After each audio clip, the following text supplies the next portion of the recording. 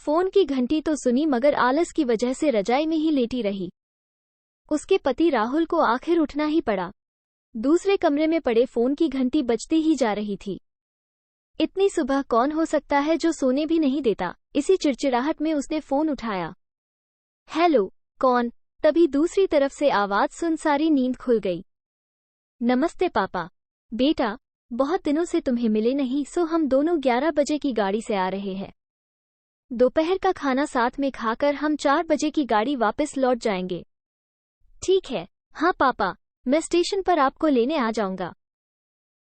Phone रखकर वापस कमरे में आकर उसने रचना को बताया कि मम्मी पापा 11 बजे की गाड़ी से आ रहे हैं और दोपहर का खाना हमारे साथ ही खाएंगे। रजाई में घुसी रचना का पारा एकदम 7वें आसमान पर चढ़ गया। कोई इतवार को भी सोने नहीं देता, अब सबके के लिए खाना बनाओ। पूरी नौकरानी बना दिया है। गुस्से से उठी और बाथरूम में घुस गई। राहुल हक्का बक्का हो उसे देखता ही रह गया।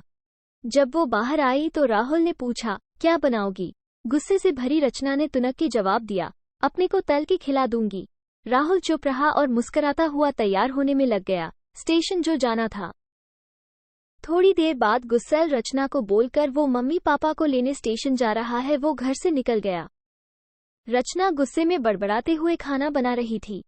दाल सब्जी में नमक मसाले ठीक है या नहीं की परवाह किए बिना बस करछी चलाए जा रही थी।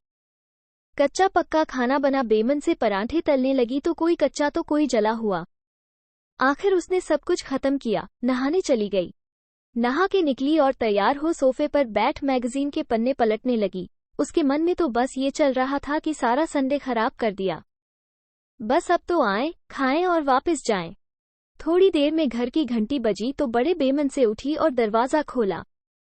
दरवाजा खुलते ही उसकी आंखें हैरानी से फटी की फटी रह गई और मुंह से एक शब्द भी नहीं निकल सका।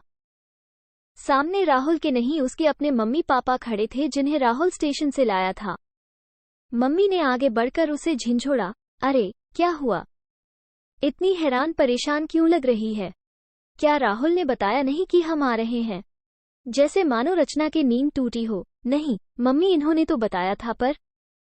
रर चलो आप अंदर तो आओ। राहुल तो अपनी मुस्कुराहट रोक नहीं पा रहा था। कुछ देर इधर उधर की बातें करने में बीत गया। थोड़ी देर बाद पापा ने कहा, रचना गप्पे ही मारती रहोगी या कुछ खिलाओगी भी? ये सुन रचना को मानो सांप सूंघ गया हो।